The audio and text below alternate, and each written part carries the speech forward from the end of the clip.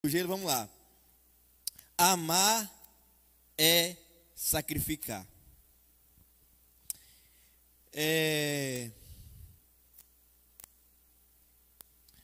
Nós aprendemos com Deus e na pessoa de Cristo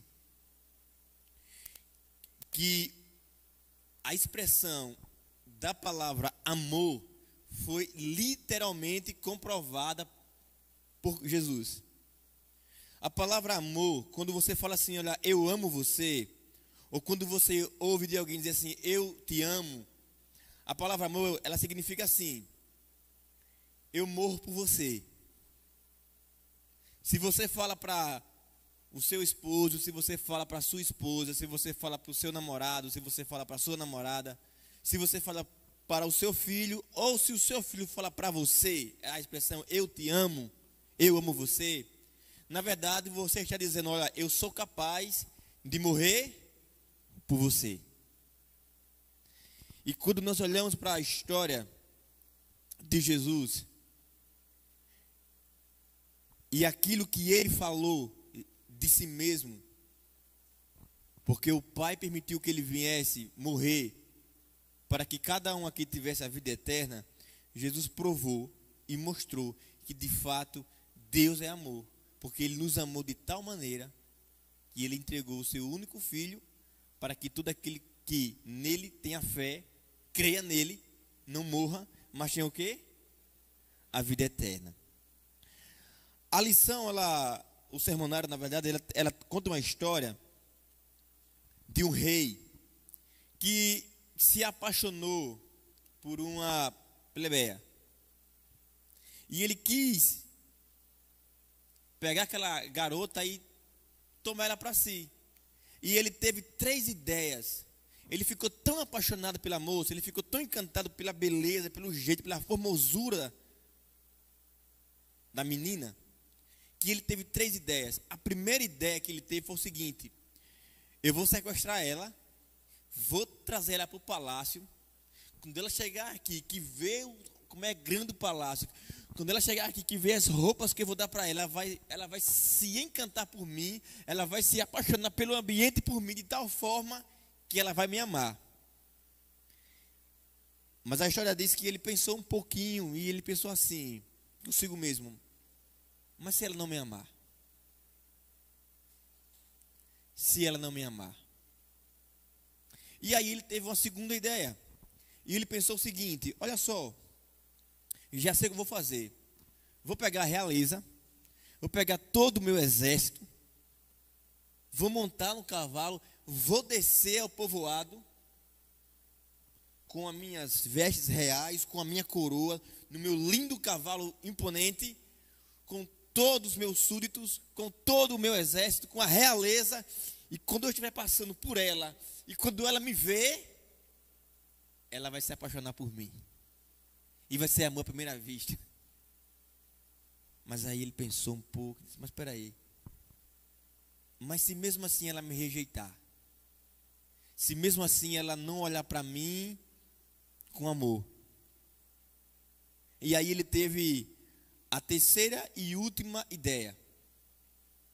E a última ideia que ele teve foi o seguinte: já sei o que eu vou fazer. Eu vou me disfarçar de mendigo, vou me rebaixar ao nível dela, vou me aproximar dela, porque se ela me amar, desse jeito que eu estou aqui, como um mendigo, é porque o amor dela é o quê? Verdadeiro. Não é um amor interesseiro, não é um amor fingido. Deus conhece o coração de cada um que aqui se encontra essa noite e daqueles que estão assistindo. Porque a pior coisa que existe é uma pessoa gostar de você, ou melhor, se aproximar de você, não porque ela gosta de você, não porque ela ama você, mas porque ela está interessada naquilo que você tem e naquilo que você pode oferecer para ela, seja homem ou mulher. E esse tipo de amor, ele não é um amor verdadeiro, ele não é um amor legítimo, ele não é um amor original, é um amor falso, porque você não está ali pela pessoa, mas você está ali porque ela pode te oferecer algo melhor, o amor interesseiro. Pegando essa história aqui da ilustração que o sermão nos apresenta, nós lembramos de alguém que era rico, ou melhor, que é rico.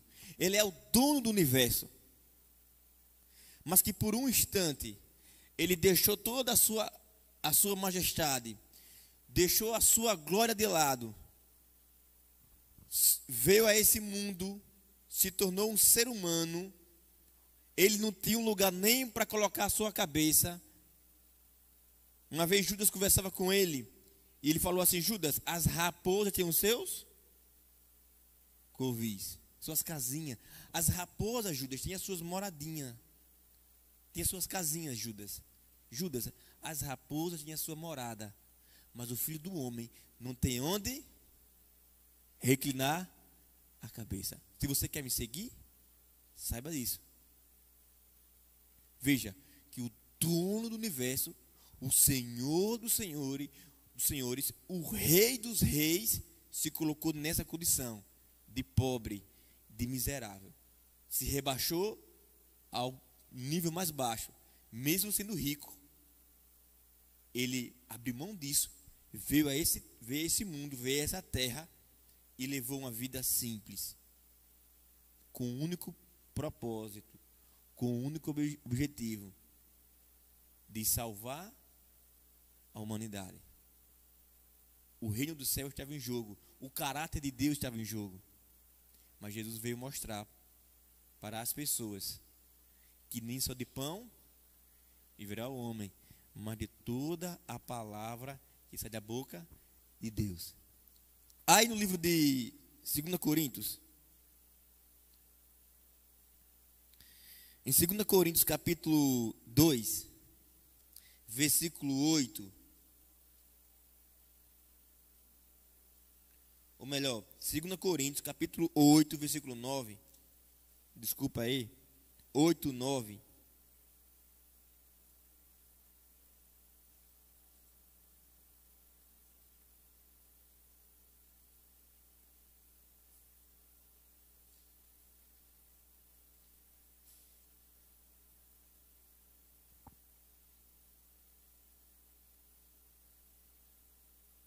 Amém? Vamos orar. Senhor nosso Deus, nosso Pai, nós agradecemos ao Senhor pelo privilégio dessa noite de estarmos aqui na Tua santa casa, diante da Tua santa e maravilhosa presença. Nós te pedimos, Senhor, que através do Espírito Santo, o Senhor venha falar aos nossos corações essa noite, e que a mensagem venha de encontro com aquilo que nós precisamos ouvir hoje. Que o Teu Santo Espírito venha ser o mensageiro, que ele possa tomar a frente, que anjos do céu possam preencher essa igreja, e que eles possam nos guardar, e ao mesmo tempo eles possam nos auxiliar em todo o estudo dessa noite. Que nesse momento, Senhor Deus, cale-se o homem,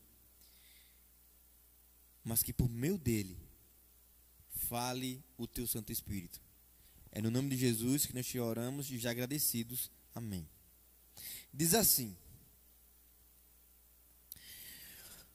pois vocês conhecem a graça do nosso Senhor Jesus Cristo, que sendo rico se fez pobre, por amor de vocês, para que, por meio da pobreza dele, vocês se tornassem ricos.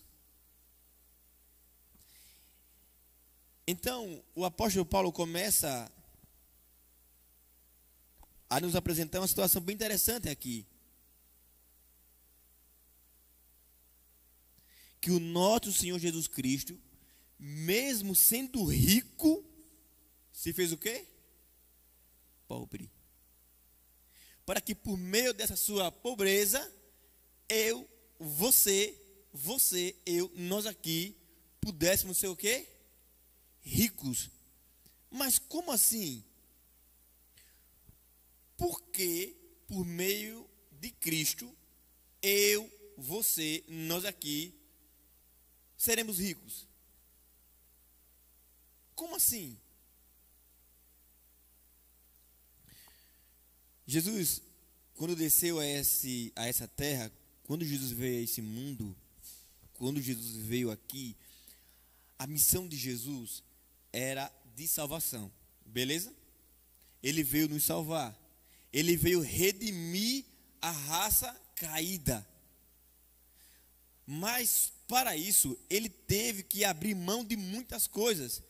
E o interessante é que durante toda a eternidade, ele está preso em um corpo humano. Então, o preço que Jesus teve que pagar para que cada um aqui recebesse de Deus o perdão por meio dele, não foi um processo do momento, mas foi algo eterno. O preço que Jesus teve que pagar, na verdade, é o preço que ele está pagando por toda a eternidade. De se rebaixar, de se diminuir, de se tornar quem?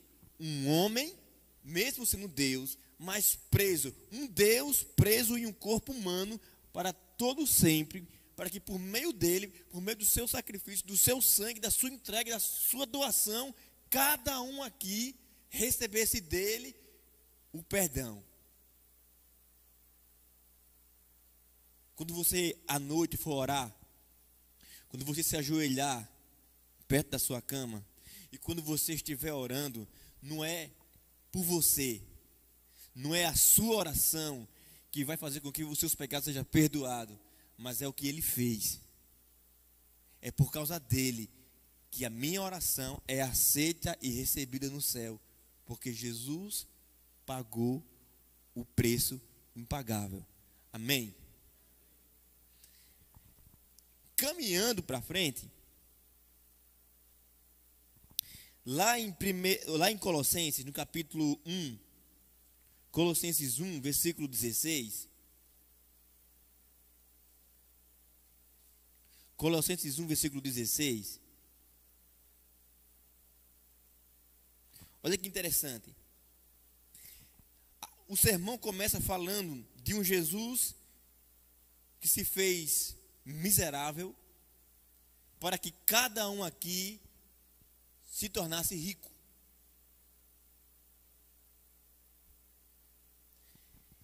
E no decorrer do sermão, a gente vai entender a proporção e a dimensão dessa riqueza que, por meio dele, é nos oferecida. Todo mundo achou? Diz assim: pois nele foram criadas todas as coisas, nos céus e na onde?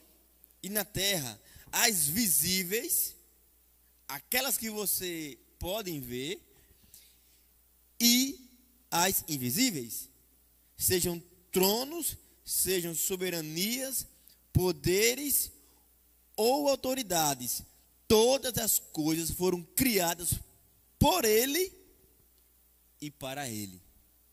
Amém? Então, tudo que existe na criação, aquelas coisas que nós podemos ver e aquelas que nós não podemos ver, todas as coisas foram criadas por meio de Cristo e para Cristo.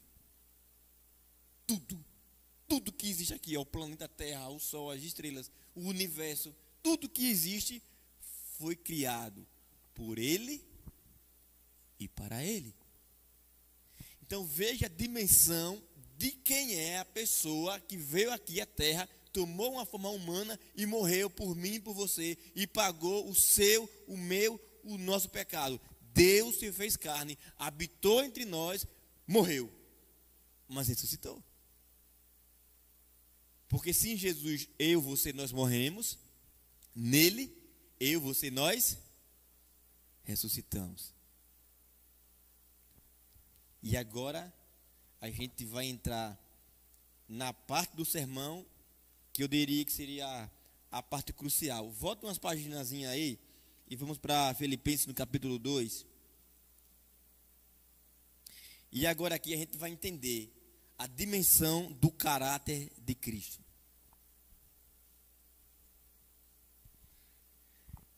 Capítulo 2, a partir do versículo 5.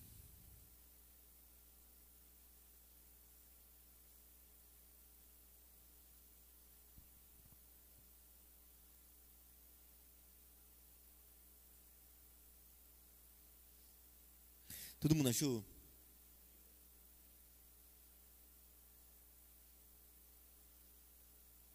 Diz assim, nessa versão que eu vou ler aqui na Bíblia, na minha Bíblia diz assim: seja a atitude de vocês a mesma de Cristo Jesus, que, embora sendo Deus, não considerou que o ser igual a Deus era algo a que deveria apegar-se,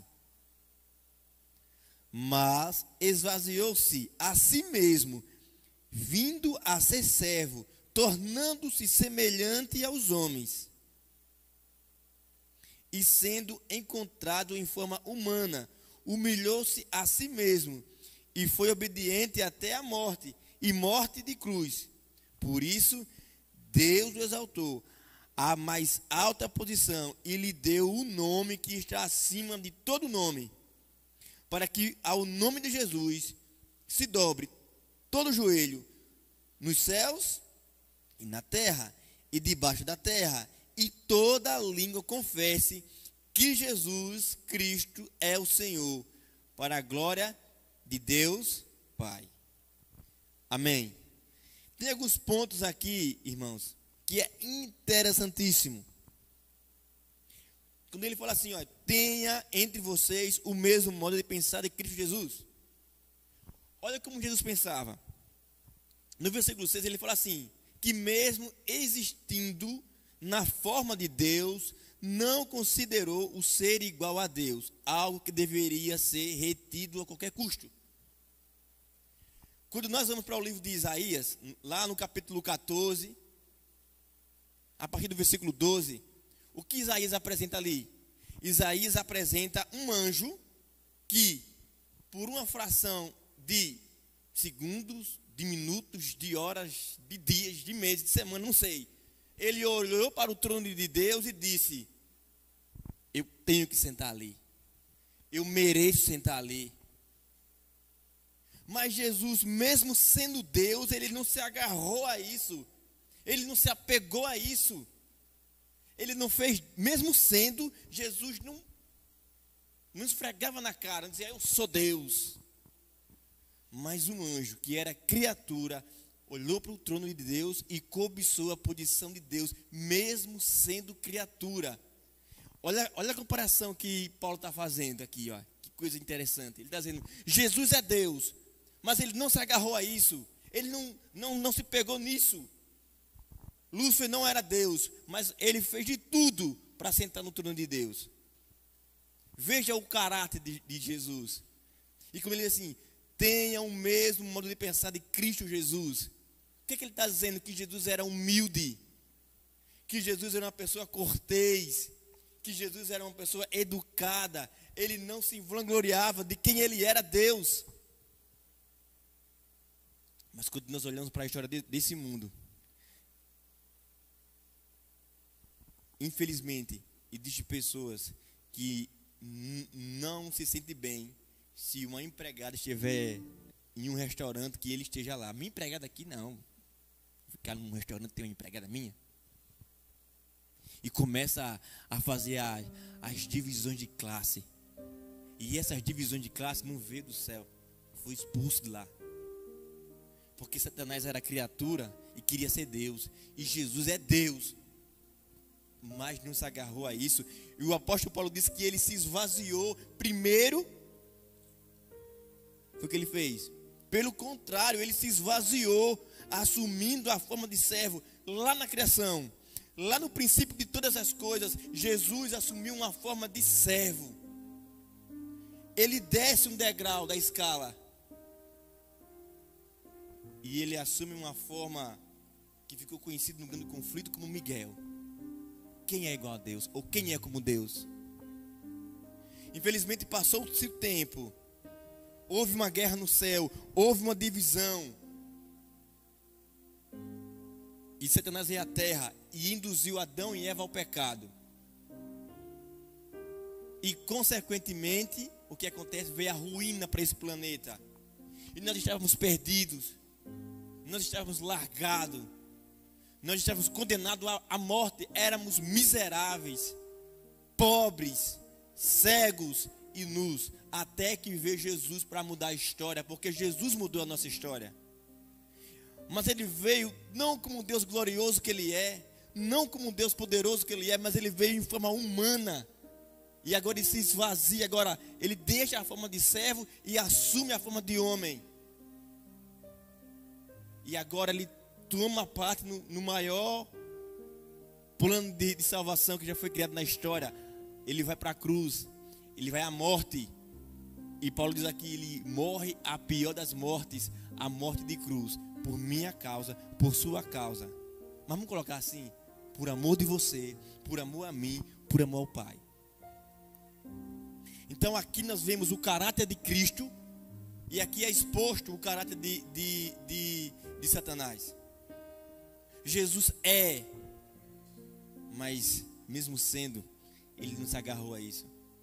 Satanás não é, mas briga desesperadamente, luta com o mundo para ser, mas nunca será. Enquanto Satanás usa a força, usa o ódio, usa a mentira, as armas que Jesus usa é o amor, é a misericórdia, é o perdão, é um Deus que se humilha. E aqui ele nos ensina a maior de todas as lições, que é ser grande no reino do céu, seja o menor aqui na terra. Quer ser grande no reino do céu, seja pequeno aqui.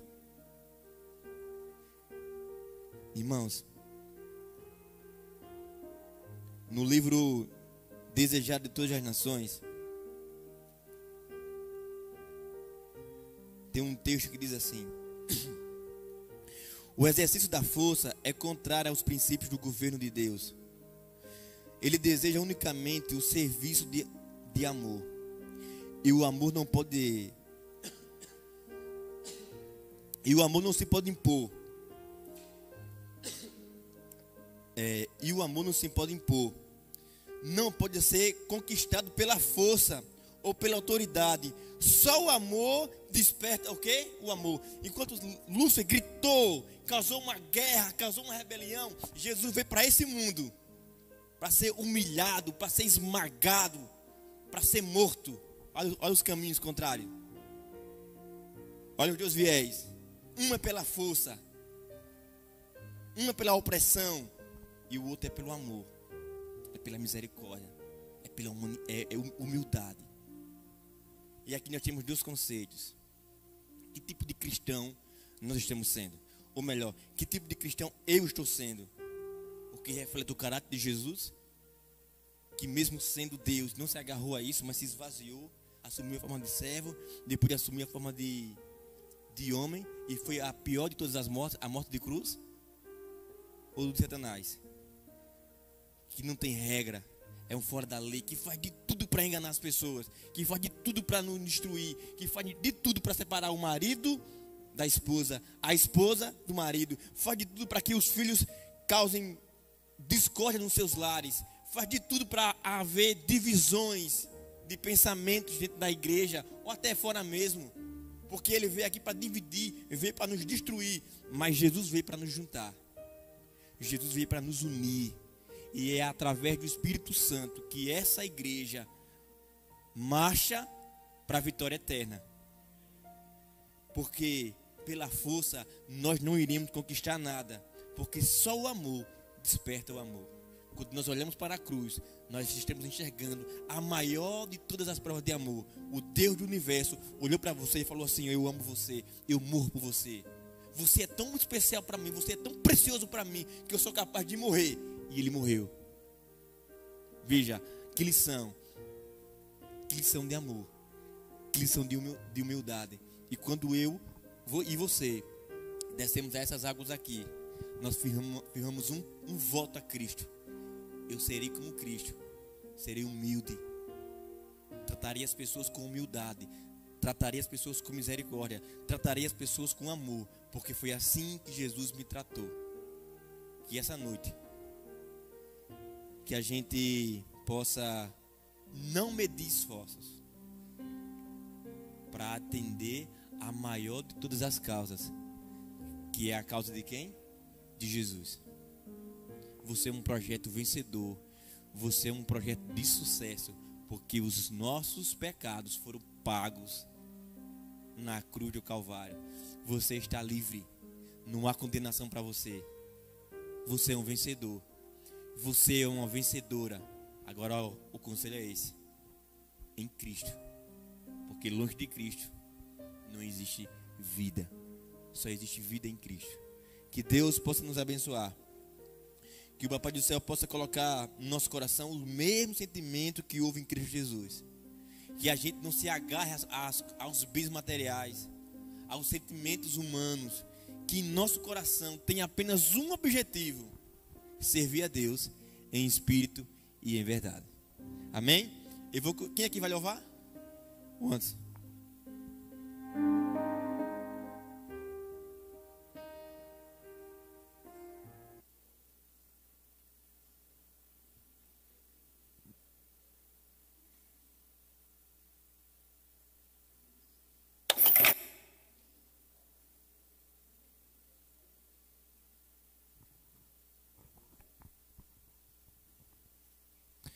Vamos ficar de pé.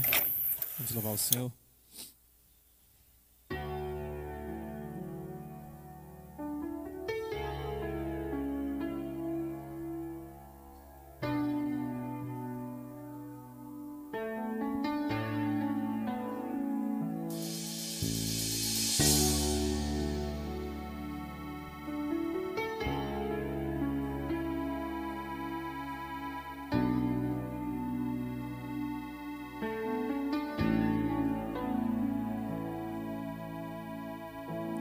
Sentimento grande sem igual, não dá pra medir nem calcular.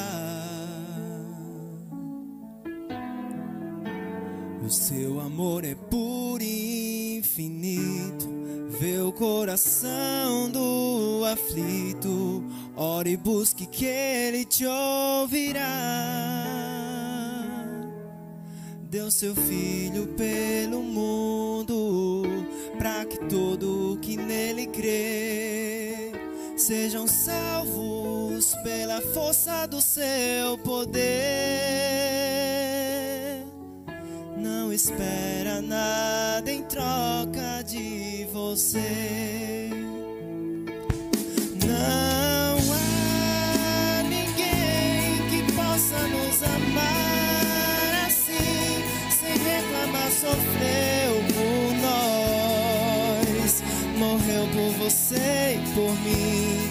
O castigo que nos traz a paz, no seu ombro carregou. Enfermidades sem iniquidades, com seu sangue purificou. Não há ninguém que possa nos amar. Sofreu por nós, morreu por você e por mim. O castigo que nos traz a paz, em seu ombro carregou. Enfermidades e iniquidades, com seu sangue purificou.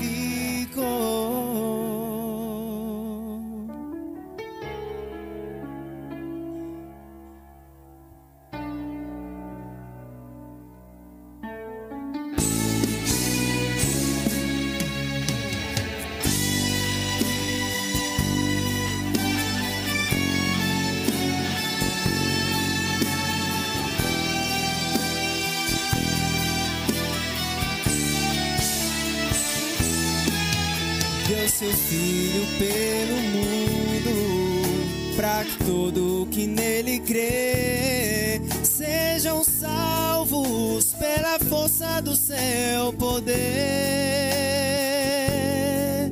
Não espera nada em troca de você. Não há ninguém que possa nos amar. Sofreu por nós, morreu por você e por mim. O castigo que nos traz a paz, em seu ombro carregou. enfermidades e iniquidades, com seu sangue purificou.